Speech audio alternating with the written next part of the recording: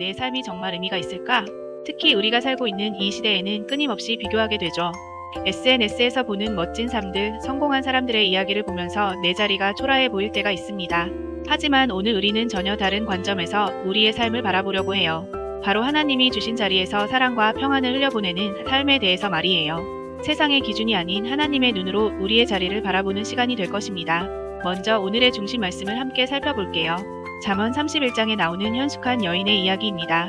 많은 분들이 이 구절을 읽으면서 와, 이런 완벽한 여성이 되어야 하는구나라며 부담감을 느끼시는데요. 오늘은 조금 다른 각도로 접근해 보려고 합니다. 잠언 31장 27절을 보면 그는 자기 집안의 일을 보살피고 깨으름의 떡을 먹지 아니하며라고 되어 있어요. 여기서 주목할 점은 자기 집안이라는 표현입니다.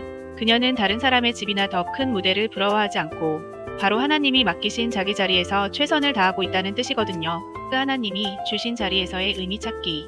사랑하는 여러분, 우리는 종종 더 큰 일, 더 멋진 자리를 꿈꾸며 지금 내가 서 있는 곳을 소홀히 할 때가 있어요. 하지만 성경은 우리에게 전혀 다른 가치관을 제시합니다. 예수님께서도 마태복음 25장 달란트 비유에서 이렇게 말씀하셨죠. 작은 일에 충성된 자여 큰 일을 맡기리라. 여기서 작은 일은 우리가 생각하는 사소한 일이 아니라 하나님이 지금 나에게 맡기신 귀한 사명을 의미합니다. 직장에서 동료에게 따뜻한 말 한마디를 건네는 것, 집에서 가족을 위해 정성스럽게 식사를 준비하는 것, 버스에서 자리를 양보하는 것. 이 모든 것들이 하나님 앞에서는 귀한 사역이에요. 그렇다면 구체적으로 어떻게 우리의 일상 자리에서 사랑과 평안을 흘려보낼 수 있을까요? 첫째, 내 마음부터 점검해 보세요.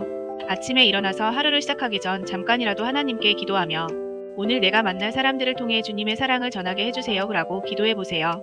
마음의 준비가 되어 있으면 같은 상황도 다르게 보이거든요. 둘째, 작은 관심에서 시작하세요. 회사에서 힘들어 보이는 동료에게 괜찮아요? 라고 물어보는 것. 마트에서 무거운 물건을 들고 계신 어르신께 도움을 드리는 것. 거창한 선교가 아니어도 충분합니다.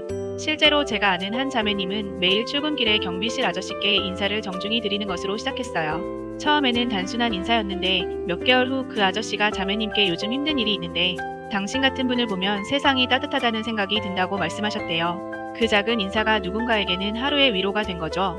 내 자리의 가치 재발견하기. 혹시 지금 나는 그냥 평범한 주부일 뿐인데 나는 그냥 회사원일 뿐인데 라고 생각하고 계시나요? 잠언 31장의 현숙한 여인을 다시 보세요. 그녀는 세상이 인정하는 대단한 CEO도 아니고 유명한 사회활동가도 아니었어요.